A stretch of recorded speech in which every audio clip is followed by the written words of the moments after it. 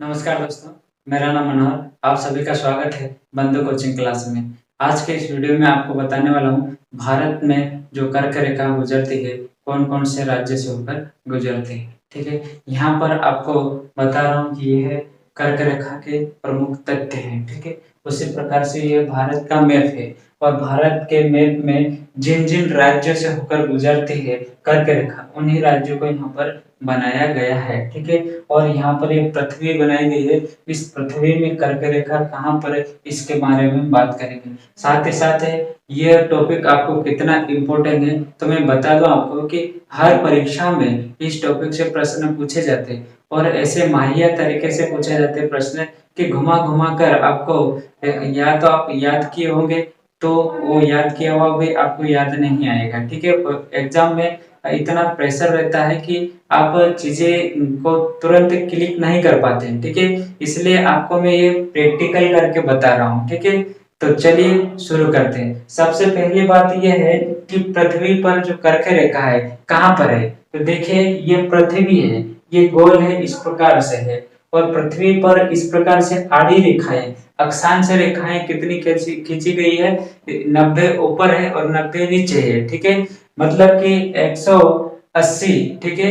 180 और एक और बीच वाली रेखा है, इसी को मिलाकर पृथ्वी पर आड़ी रेखा या अक्षांश रेखा 181 खींची गई है और उन्हीं में से जो रेखाएं प्रमुख रूप से मतलब मुख्य रूप से जिन रेखाओं को हम समझते हैं, तो कौन कौन सी रेखाएं, जिन रेखाओं के नाम है, तो ये रेखा है, एक तो मकर रेखा, एक विषुवत रेखा और एक है ये कर्क रेखा, ठीक है? और इनके सब के ऊपर एक रेखा ये 66.5 डिग्री और ये है नीचे वाली 66.5 डिग्री। इनके अलग अलग नाम है, जैसे कि सबसे ऊपर वाली ये मान लीजिए ये बीच वाली 0 डिग्री रेखा है, ठीक है? इस 0 डिग्री रेखा के ऊपर 90 डिग्री 90 रेखाएं इसी प्रकार से खींची गई है और नीचे भी 90 रेखाएं इसी प्रकार से खींची गई।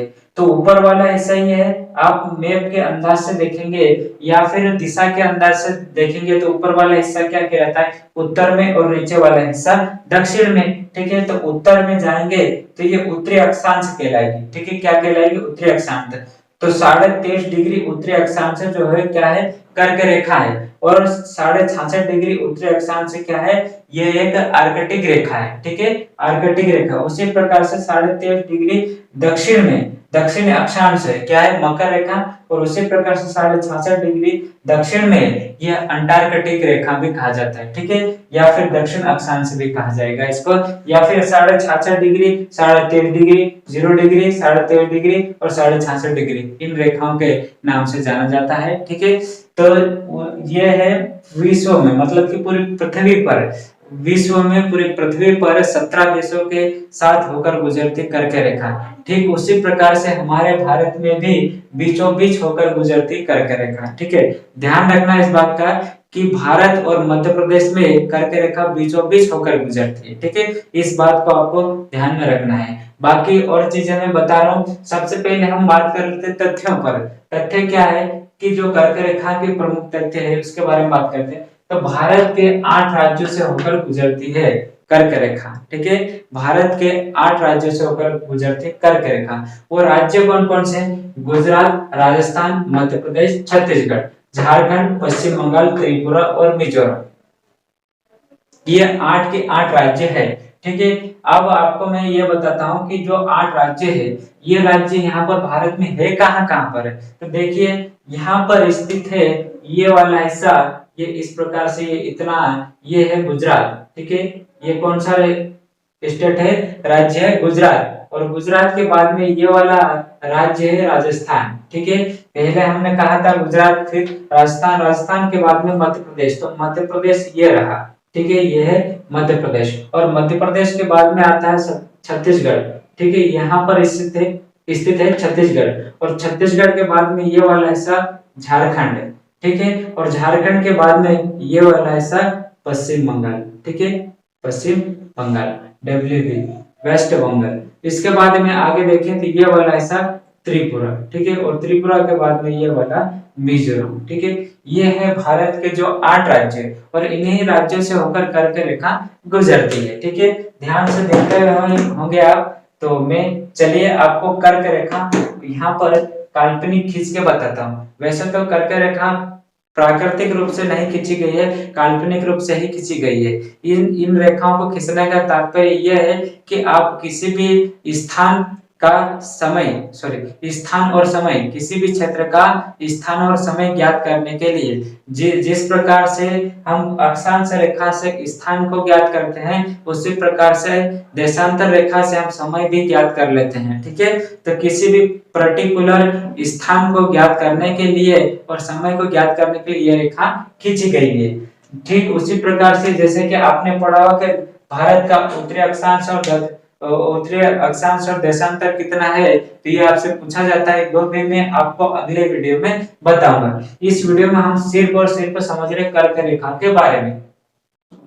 चलिए कर्क रेखा को हम खींच के देखते हैं, ठीक है, दर्शा के देखते हैं। तो सबसे पहले कर्क रेखा गुजरात से भारत में प्रवेश करते, गुजरात से, और गुजरात के पूरे राज्य में होते हुए इस प्रकार चलते हुए ये मध्य प्रदेश में आती। कहां पर? मध्य प्रदेश में। सॉरी, फिर से देखते हैं। गुजरात से होते हुए कहां पर जाती है? राजस्थान में, ठीक है। राजस्थान की ये वाली बाउंड्री इस प्रकार से आपको दिख रही होगी, और इस बाउंड्री के अंदर राजस्थान में प्रवेश करती है कर्क रेखा, और उसके बाद में जाती है मध्य प्रदेश में, और मध्य प्रदेश के बाद में ये जाती है छत्तीसगढ़ में, ठीक है, छत्तीसगढ़ में, और छत्तीसगढ़ के बाद में ये जाती है झारखंड में, और झारखंड के बाद में ये जाती है पश्चिम बंगाल में, और पश्चिम बंगाल के बाद में जाती ये है बांग्लादेश, और बांग्लादेश के बाद में जाती है त्रिपुरा में, और त्रिपुरा के बाद में ये जाती है मिजोरम में, और मिजोरम से बाहर इस प्रकार से निकलते यहाँ पर पूर्वी हमारा पड़ोसी देश कौन सा है? म्यांमार, और म्यांमार से होते हुए निकलते हुए आगे की ओर बढ़ती है। जिस प्रकार से पृथ्वी गोल है उसी प्रकार से यह कर्क रेखा भी चारों तरफ गोल घूमी हुई है, ठीक है। तो हमारे कौन कौन से राज्य कर्क रेखा पर स्थित है? तो सबसे पहला गुजरात, और गुजरात के बाद में ये राजस्थान का हिस्सा ये इतना आता है, फिर मध्य प्रदेश, फिर छत्तीसगढ़, झारखंड, और फिर ये पश्चिम बंगाल, उसके बाद में त्रिपुरा, और ये मिजोरम। 8 राज्य है, ठीक है। कितने? 8 राज्य है। 8 राज्य इस प्रकार से आपको मैंने बताए। इनको याद रखने के लिए एक ट्रिक भी दी हुई है, जैसे कि GRM मतलब कि इसको हम पढ़ सकते हैं गरम, क्या पढ़ सकते हैं? गरम, और CJ मतलब कि CJ, ठीक है, CJ और PMT, ठीक है, क्या पढ़ सकते हैं? गरम, CJ, PMT। तो जी से मतलब होता है गुजरात, और R से मतलब होता है राजस्थान, और M से मतलब होता है मध्य प्रदेश, और C का मतलब होता है झारखंड, छत्तीसगढ़, और J का मतलब होता है झारखंड, और उसके बाद में P से पश्चिम बंगाल, ठीक है, और M से क्या होता है? मिजोरम, और टी का मतलब होता है त्रिपुरा, ठीक है, समझ गए होंगे। PMT बिल्कुल आप क्रम से याद कर सकते हैं, या फिर आप इसको PTM कर लो तो एक क्रम में याद हो जाएगा आपको, ठीक है। आपसे प्रश्न ऐसा भी पूछा जाता है कि पूर्व में कौन सा राज्य कर्क रेखा पर स्थित है, तो पूर्व में कौन सा हो जाएगा? इधर क्रम से याद करेंगे तो इधर मिजोरम, फिर त्रिपुरा, फिर कौन सा? पश्चिम बंगाल, फिर झारखंड, छत्तीसगढ़, मध्य प्रदेश, राजस्थान, फिर गुजरात। या फिर इधर से याद करेंगे तो आपको गरम CG PTM याद रहेगा, ठीक है। इसको याद कर लेना आप आराम से, अच्छी तरीके से। आप इसको कम से कम 2 से 3 बार इस मैप को बना के देखना है, और इन ट्रिकों को भी देखना है। बाद में हम बात करते हैं अगला पॉइंट बात करें कर्क रेखा गुजरात, मध्य प्रदेश, झारखंड राज्य के बीचों बीच होकर गुजरती है, ठीक है। ठीक उसी प्रकार से भारत में बीचों बीच होकर गुजरती है, उसी प्रकार से गुजरात के राज्य में बीचों बीच होकर गुजरती है, मध्य प्रदेश के राज्य में बीचों बीच होकर गुजरती है, और झारखंड के राज्य में बीचों बीच होकर गुजरती है, ठीक है। बाकी राज्यों के या तो उत्तर में है या फिर दक्षिण में, ठीक है। यह है। अगला है कर्क रेखा भारत के बीचों बीच गुजरती है, जैसा कि मैंने अभी बताया, ये इस प्रकार से खींची हुई है, ये भारत के बीचों बीच में कर्क रेखा है, गुजरती है। अगला है झारखंड की राजधानी रांची कर्क रेखा पर स्थित है। जैसे ही ये कर्क रेखा गुजरेगी उसी कर्क रेखा पर झारखंड की राजधानी क्या है, रांची, और रांची इसी कर्क रेखा पर स्थित है। ठीक है, इसी कर्क रेखा पर कौन सा स्थित है, रांची। झारखंड की राजधानी क्या है, रांची।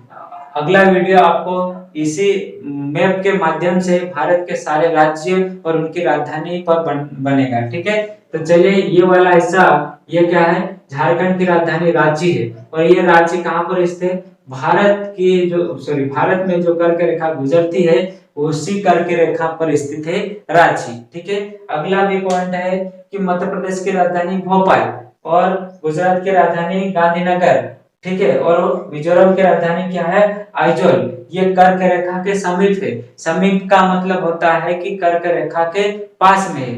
ये जो शहर है रांची, ये कहां पर कर्क रेखा पर स्थित है, मतलब कि कर्क रेखा इसी शहर से होकर गुजर के जाती है। लेकिन जो भोपाल, गांधीनगर और आइजोल, ये है शहर है, ये पास में है। ठीक है, बिल्कुल पास में है। तो ये देखेंगे, सबसे पहले गुजरात की राजधानी क्या है, गांधीनगर। गांधीनगर के जस्ट पास से होकर गुजरती है, गांधीनगर के जस्ट पास से होकर गुजरती। मान लीजिए गांधीनगर यहाँ पर है और यहाँ ऊपर से निकल रही है कर्क रेखा। ठीक है, ये गांधीनगर, गुजरात की राजधानी गांधीनगर, और इसके बाद में मध्य प्रदेश की राजधानी भोपाल यहाँ पर होगी, और इसके ऊपर से होकर गुजर रही है कौन सी, कर्क रेखा। ठीक है, ये भोपाल है। और यहाँ पर बात करते हैं हम, तो ये कौन सा, मिजोरम, और मिजोरम की राजधानी क्या है, आइजोल। तो आइजोल भी कर्क रेखा के समीप है। ये प्रश्न इसी प्रकार से पूछे जाते हैं आपसे। और फिर एक बात भी ध्यान रखना कि ये 8 राज्य तो है ही है, ठीक है, लेकिन इनसे पड़ोसी राज्य, इनके पड़ोसी राज्य, उनको भी कभी कभी पूछ लेता है आपको कंफ्यूजन करने के लिए। तो यहाँ पर देख लेना कि जैसे कि मान लीजिए ये है झारखंड और ये पश्चिम बंगाल, और पश्चिम बंगाल से यहाँ पर लगता है उड़ीसा। तो कभी कभी प्रश्न आपसे ये भी पूछ सकता है कि उड़ीसा है क्या कर्क रेखा के पास में, या फिर कर्क रेखा उड़ीसा से होकर गुजरती है। तो नहीं, बिल्कुल तरीके से नहीं, उड़ीसा से नहीं गुजरती है। ठीक है, फिर ध्यान रखना, इधर से यहाँ पर है ये मेघालय, और मेघालय से होकर गुजरती क्या कर्क रेखा, तो नहीं, बिल्कुल नहीं गुजरती मेघालय से भी। ठीक है, इस बात का भी ध्यान रखना। इधर यहाँ पर पड़ता है ये है आपका मणिपुर, मणिपुर से भी कर्क रेखा नहीं गुजरती है। ठीक है, तो यहाँ पर इसका भी ध्यान रखना है। फिर इधर उत्तर यूपी आता है, उत्तर प्रदेश, तो उत्तर प्रदेश भी किसी प्रकार से कर्क रेखा के पास में नहीं है, और ना ही उत्तर प्रदेश से कर्क रेखा गुजरती है, तो ये भी नहीं होगा। ठीक है, इसके बाद में और कौन सा राज्य हो सकता है, राजस्थान तो है ही है। ठीक है, इधर बिहार की बात कर ले तो बिहार भी किसी भी प्रकार से कर्क रेखा के पास में भी नहीं है, और कर्क रेखा यहाँ से गुजरती भी नहीं है। बस इतना सा याद रखना आपको। बाकी जितने भी प्रश्न बने, किसी भी प्रकार से बनेंगे प्रश्न, आप इस वीडियो को देखकर जाएंगे तो कंप्लीट तरीके से किसी भी प्रकार की आपको परेशानी नहीं आएगी। आप इस वीडियो को ध्यान से देखिए, 2 से 3 बार 4 बार, जितना भी बार देखना है आपकी मर्जी है। इसके लिए ये इतना ही, और बाकी अगले वीडियो में आपको मिलता हूँ। और ये आपको कैसा लगा है कमेंट करके जरूर बताइए, और साथ ही साथ अगर आप इस चैनल पर नए हैं तो चैनल को सब्सक्राइब जरूर कर देना, ठीक है, और अपने दोस्तों के साथ में शेयर करना, ताकि भाई लोगों को भी ये फायदा हो जाए। ठीक है, इसीलिए इस कोचिंग क्लास का नाम बंधु कोचिंग क्लास रखा है। ठीक है, भाई बंधु या भी जो भी मित्र सब एक ही है। ठीक है, तो ये आपके लिए ही ये चैनल है। ठीक है, इस चैनल को ज्यादा से ज्यादा बढ़ाइए। ठीक है, आज के लिए इतना ही, धन्यवाद, थैंक यू।